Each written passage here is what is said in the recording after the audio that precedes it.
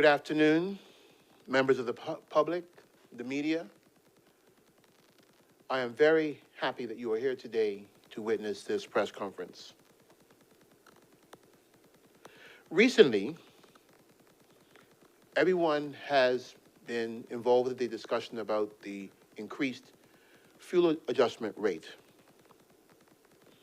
Hearing about that increase earlier this week, on October 4th, I was given an official appraisal of the FAR increase, which is the fuel adjustment rate, and the decrease in the feed-in tariff, which is known as the FIT. Later that day, I responded to the press expressing my concern, to put it mildly, and now take this opportunity to share what the Ministry of Home Affairs is actively pursuing. As transparency is vital to this process, I am pleased to share the questions posed to the regulatory authority with the public in mind.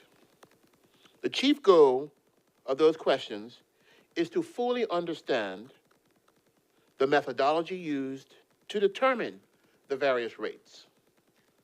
We need to be sure the RA has considered all relevant parts of the Act and exercised the appropriate due diligence. Through my observations and experience with the RA, they have consistently shown that it operates with the utmost integrity. We want to ensure that that integrity and thoroughness of approach has continued with the recent decisions to dispel any doubt. To that end, we are also looking at both the requirements of the Regulatory Authority Act 2011 and those of the Electricity Act 2016. The goal is to ensure that the RA is living up to its responsibilities according to the law. And I just want to let you know some of what those responsibilities actually are.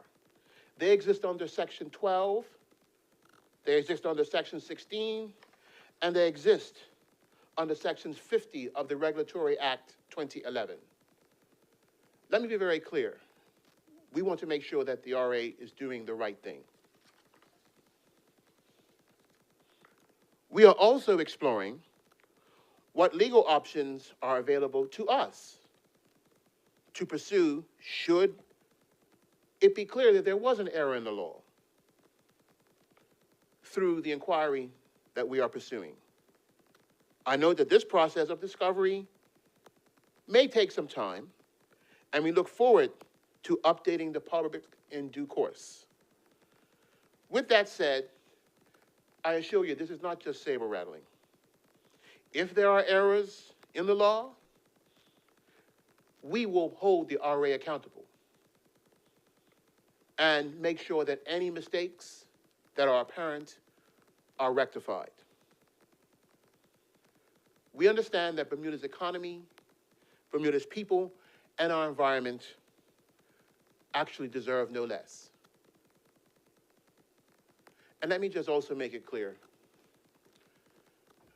Like everybody in Bermuda, I felt that my stomach was kicked by the announcement of the increase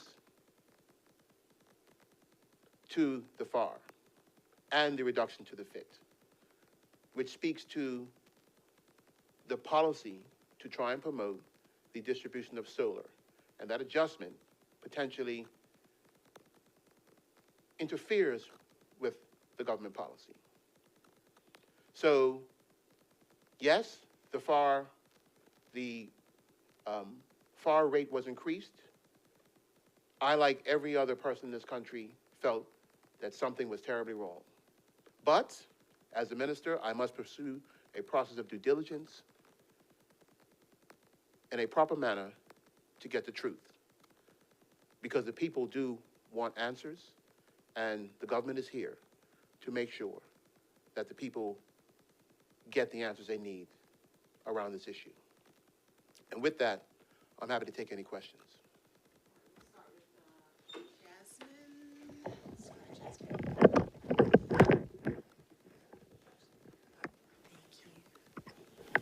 Good afternoon, Minister. Actually, I'm just gonna close that here. Thank you for your statement. And so you mentioned that you've posed these questions to the RA. Is there any mechanism where the RA is, first instructed to inform the government of its rate changes or anything like that? No. No? There is no legal requirement for them to inform. They operate independently in their assessment of any rates of a licensed entity upon which they regulate. The government does not get involved with any of the process directly of any of the adjustments or the process of disclosures that are around those rates. We do not. We are, it's the RA, as I repeat, stands independently under the Regulatory Act of 2011. Okay. Do you have any insight into the RA in terms of granting that temporary approval to Belco, allowing it to set its new FAR? We have posed questions to the RA on these issues, but frankly, those answers have not been satisfactory to this point.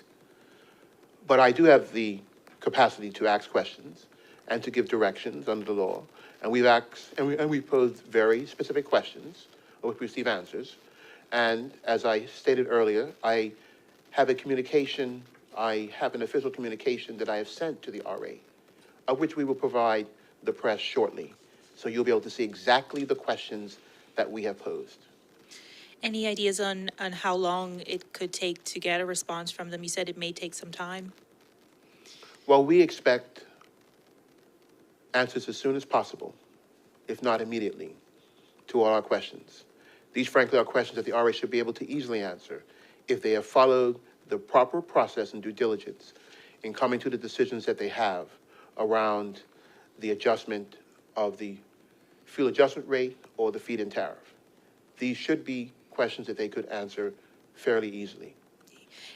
We are specifically wanting to know the methodology that they use to come to the decisions on the applications, particularly that came from the utility, the licensed utility Belco, to approve the decision, the provisional decision as they have described it in their own documentation of that rate. We want to know how, the process that they went through, and also the ingredients in the FAR that they would have actually considered, which would have been a submission from the entity to come to the decision that they did. We need to know specifically very detailed answers, but they should be able to provide them. So speaking of things that the government can control, we've talked about wind, solar, wave energy, potentially bringing down the cost of fuel. When's the earliest that this sort of project could come online? And is there a need more than ever now? I would ask you to present those questions to the RA because they are overseeing the process around those. As you know, they recently had a public consultation around wind. They are the overseers of the implementation of the integrated resource plan as well. So the implementation of that diversification of energy goes through them. Although it continues to be the government's policy to support the diversification of our generation, moving away from fossil fuels and to finding more affordable and lower cost ways to not only generate energy, but also to ensure that the consumer actually benefits from any low cost and affordable efforts to lower energy, which I think is what we're trying to do. We believe that whatever's done, the use of these tools, whether it be the FAR or the FIT, should ultimately result in minimal exposure of the public, the general public, who need electricity as an essential, resource, that they are at the least exposure to any severe changes in price. It is evident that the decision around the FAR in particular doesn't seem to have done that or maintained that process. And we want further answers from the RA as to how they came to the decision that they did on the application for that adjustment. Do you support less reliance on Belco's monopoly as an energy provider, and will renewables lead to increased competition?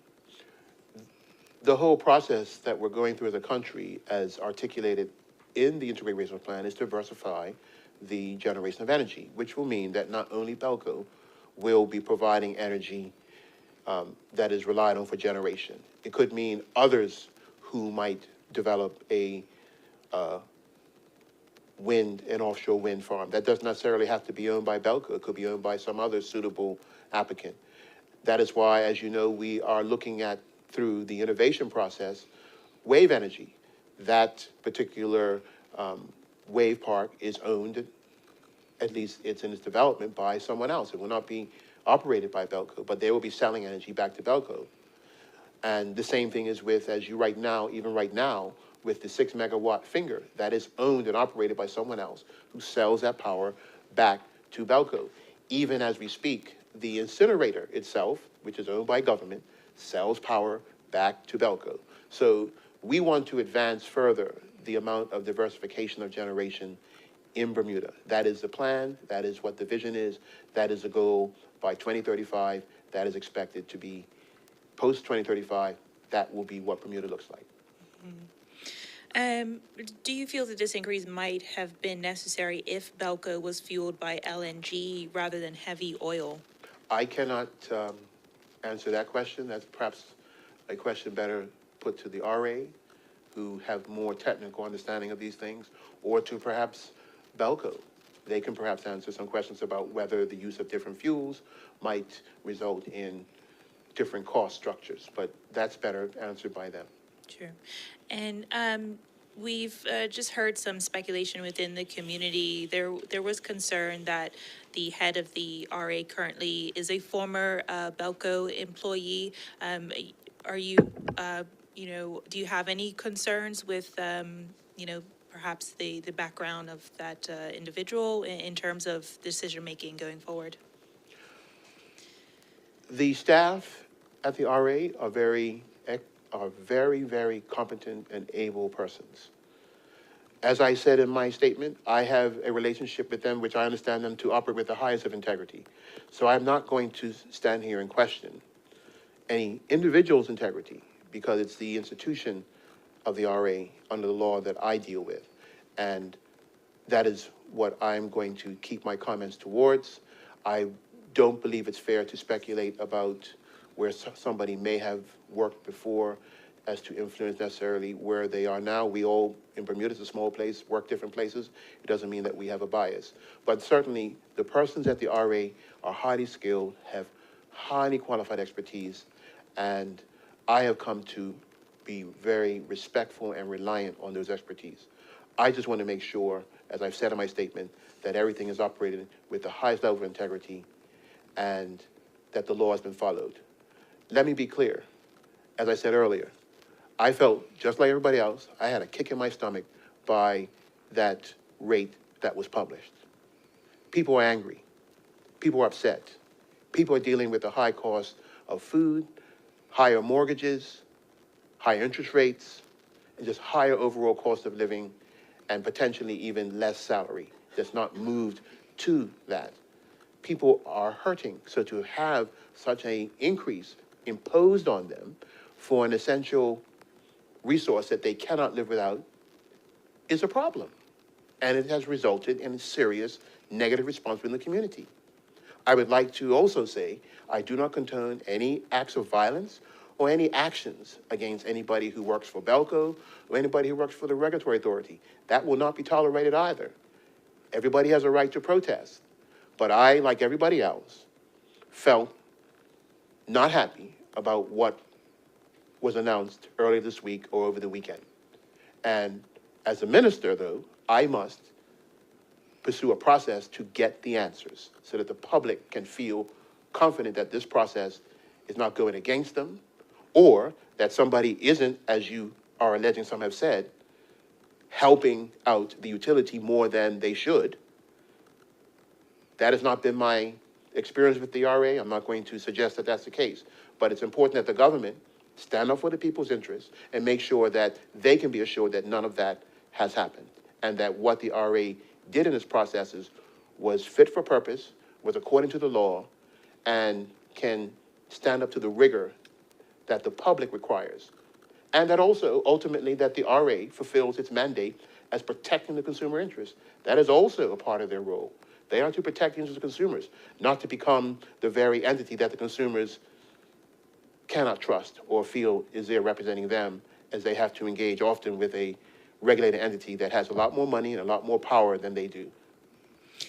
Has there been much progress with revision to the Clean Air Act in terms of having Belco be held liable for soot emissions and enhanced protections for area residents? Well, that's another area that we are waiting answers from the RA on. As you would know, in July, I did send a correspondence and direction to the RA requesting that they take action on that matter. So there are a number of issues that the RA does have to act on in their role of protecting the consumer interests around the licensed entity.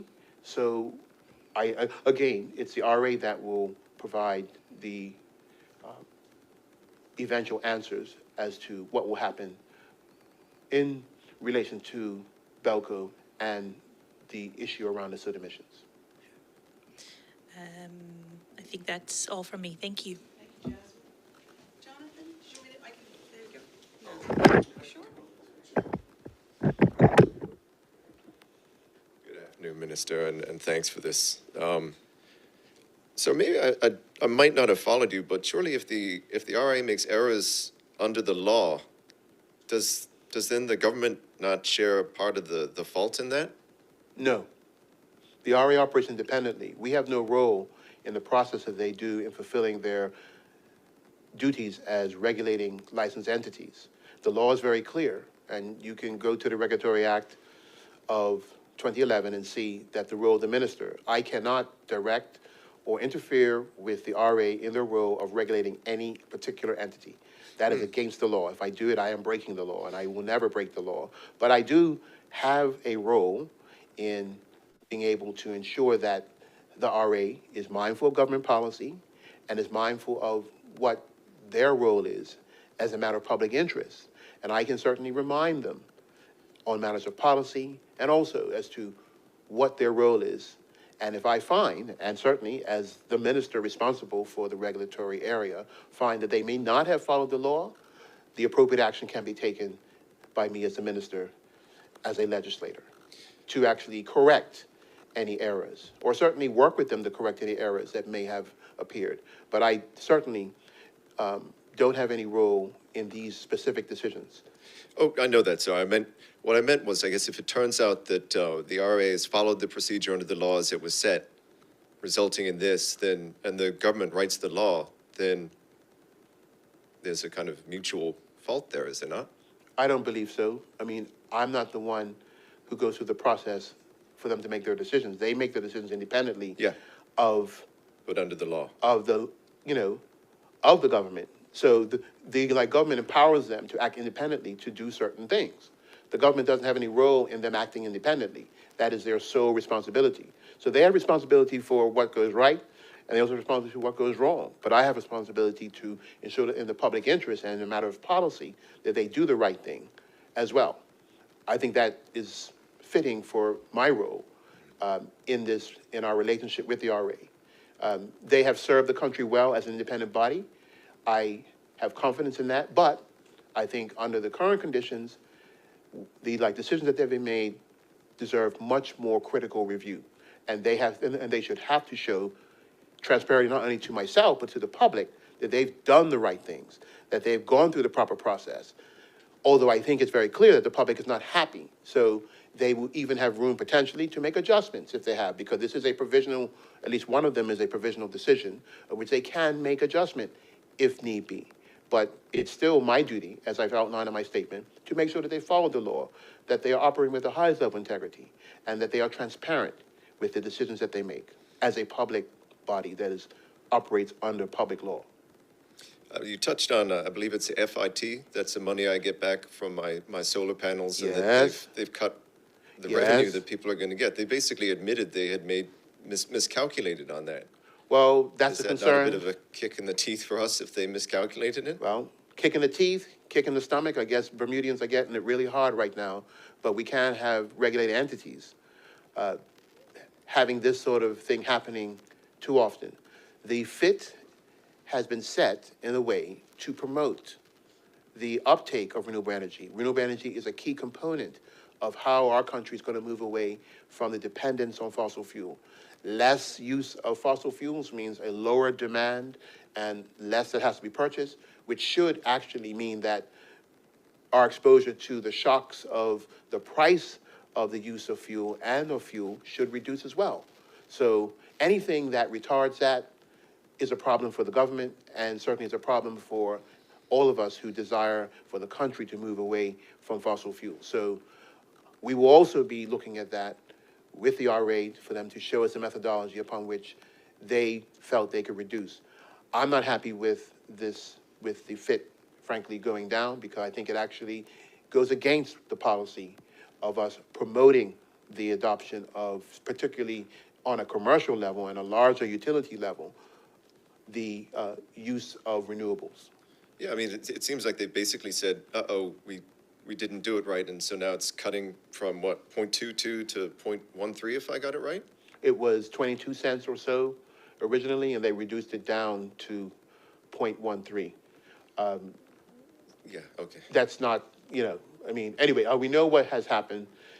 I am taking the steps to address these concerns that the public has addressed on all these matters. You used the term deeply concerned for yourself. I know they're independent. You said you put these questions. Is there anything else that you can do as minister? Well, I actually said more than deeply concerned. That was me trying to be nice. Okay. Right. But I I am, mean, yeah. if you are deeply concerned, beyond asking questions, is there anything that you can do about it? That is what we will evaluate, and we're exploring our options, as I said in my statement, as to the appropriate legal actions we can possibly take if we find that things were not done properly. With a 20% increase in bills, I mean, what can the government do? Is it realistic to cut its own taxes to offset that? I cannot speak to matters of what the government will do around its fiscal policy. That's a matter for the Minister of Finance. My concern is that, and you would appreciate that 4.4 cents of tax is a very small part of that price of the FIT, actually, and has not been changed in over 7 years. So despite the movement of the actual FAR, the FAR, the FAR. Yeah, okay. Right, that tax has been the same. So the government hasn't adjusted or changed that over at least 7 years. It goes back to the previous administration, that number. But that's a matter for the finance minister, and it'd be more appropriate to address in him. My concern is the overall impact of the actual FAR in the adjustment that has been made by the RA upon the application of the utility, and whether that was evaluated and done correctly at all and according to the law. That will be my job, and I intend to get answers so that the public can have an understanding. And if necessary, the appropriate steps will be taken so that this doesn't happen again, if it turns out things were not done properly. Just a few more. So we had the Bermuda Industrial Union calling on folks to stand against irrational price gouging, and then there seemed to be this potentially threat of violence in protesting with the warning that came from police. I mean, do you stand by the terms that the union used, or do you think the wording maybe went a little too far there? I haven't seen the official statement from the union, but what I can say, as I said earlier, I do not condone any violent acts against anyone, whether it be the utility or anybody who works for the RA. Everyone has a right to freely protest in this country. We have a democratic rights that protect that, but they should not be violent. They should not be in a way that intimidates or threatens anyone. The issues that people have around the issues of the cost of living are real and are genuine, which is why I felt a need to make it clear to the public, we're going to act. We're not going to let this just sit and let the public's anxiety and fear and concern around this go unanswered. We are going to act, and we're going to address it directly with the RA. Jasmine asked you regarding the question of heavy fuel oil, which was a query you directed towards the RA. If it turns out that part of this problem is that Belco has had to switch to heavy fuel oil for switch to a different fuel, I mean, should the customer really be paying for a problem that goes back to the North Power Station being configured for LNG? Those are matters for the regulator to opine on, and those are actually very fair questions, but those are regulatory questions, and I think that it's best that those questions that you put to the regulator. Although I can tell you this, I do not feel that the public should carry any burdens upon which they have not actually been responsible for. Certainly, we are all responsible for the use of energy. We're responsible for the consumption of that energy, and certainly the production of energy by the utility is based on the demand. But there are certain parts of that of which I don't believe where it imposes higher costs is necessarily fair. But these are regulatory questions, because and it's for the regulator to play a role of being the balance between the utility, the licensed utility and provider, and the consumer. They need to play a role of institutional clarity to that relationship. And that role is to not only be fair to the licensed entity, but also to protect the interest of the consumer. That is the balance that the RA was designed to play. That is the role that regulatory entities in the electricity sector play around the world. And ours has, by and large, played a very good role in that. But where questions have to be answered, I will pursue those questions. I will make sure that those questions are properly answered and that transparency is around every aspect of what has been done here. That is what I'm pursuing. So just for my clarity, do you know what type of fuel is being burned for electricity by Belco that's resulted in this change to the FAR? I don't know specifically to this. Again, I would say that you present those questions to the regulator because they deal with the RA with the utility on the matters of their fuel usage and what they use and when. But I know that they use at least two types of fuel. Use the heavy oil, and they also use diesel for certain types of engines. Different engines, they use different types of fuel. But that's all I can say. I can't give you any more detail around that. Again, you could ask Belco that. They perhaps can give you more specifics around how they use, when they use, and what types of engines they use them on. Whatever it is, I guess they're paying more for it. So can you say can you tell us where the status of the government investigation into the Belco emissions, where we're at with that? Well, as I stated earlier, in July, we sent a correspondence to the regulator that they themselves, as a result of the environmental authorities' conclusions on the Clear Act, that there has been a nuisance, and that under the authority of the regulator, that they can act against the regulated entity around the issue of the soot discharges. So right now, we are awaiting action by the regulator around these issues with the licensed entity. So those are questions, again, as to what appropriate action they're going to take should be put to the RA. And you'll see that that was published on the 4th of July this year. Oh, I see. So the government investigation side is wrapped up and done. No, there are other pieces to it, but the principal actions to be taken against the regulator, against the regulated entity, are going to be through the RA. There clearly are continuously environmental oversight, as you know, under the Clean Air Act being conducted by an environmental authority, and certainly under their license, Belco has certain standards and reporting they have to actually continue to do, which is still being done, but actions to those particular discharges and their impact on the residents is a matter that the RA has been tasked, and under their laws, and under the laws that govern their operation, they have the power and duty to act. Righto. I think that does it for me, sir. Thank you. Thank you, John. Okay. Members of the media, that concludes today's press briefing. Thank you very much for joining us this afternoon. Thank you, everyone, for coming. We're out.